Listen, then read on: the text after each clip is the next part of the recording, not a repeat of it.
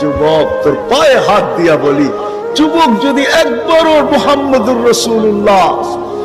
সাল্লাল্লাহু আলাইহি ওয়াসাল্লামের চুলের স্টাইল তালাশ করত,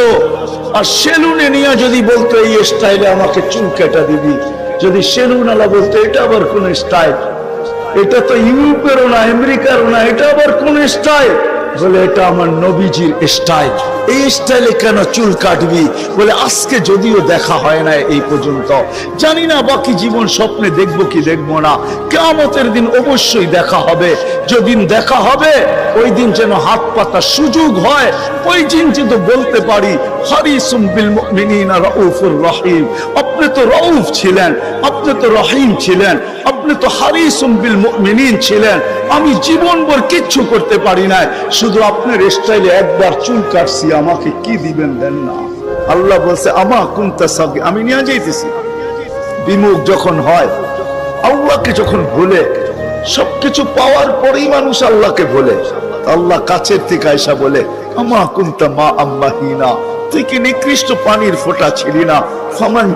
জাআলাকা দামা, তোকে রক্তে কে রূপান্তরিত করলো, ওমান জাআলাকা মুদগা, তোকে রক্তপিণ্ড থেকে রূপান্তরিত করলো, ওমান জাআলাকা ইযামা, তোর কঙ্কালটা কে তৈরি করলো, ওমান কাসা আলাইহি লাহমা, এত সুন্দরভাবে নিখুঁত ভাবে গোশতের আর চামড়ার আবরণ কে সাটায়া দিল, কে লাগায়া দিল, গোশতের আর চামড়ার আবরণ কে চড়ায়া দিল। আমা কুনতা সগীরা,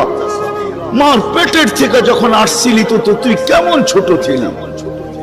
আন্দাজায় মনে হয় বলা যাবে না, ট্যাপ দিয়া মাইপা বলতে হবে। আমা কুনতা যাইফা, দুনিয়ার কোনো মেশিন আসে নাই, মার পেটের থেকে বাচ্চাটা আসলে কেমন দুর্বল থাকে, আসছে নাকি মেশিন?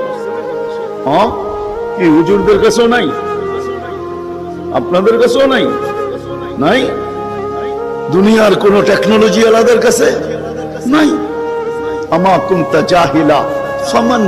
আল্লামাক, তুই কি অজ্ঞ ছিলি না? আমা কুনতা মিসকিনা, তুই কি নিশ্চয় ছিলি না? হায় হায় রব্বে কাবার কসম, হায় দুনিয়া আলাদেরকে যদি দিয়া সাজাইতে হইতো বাকশক্তি,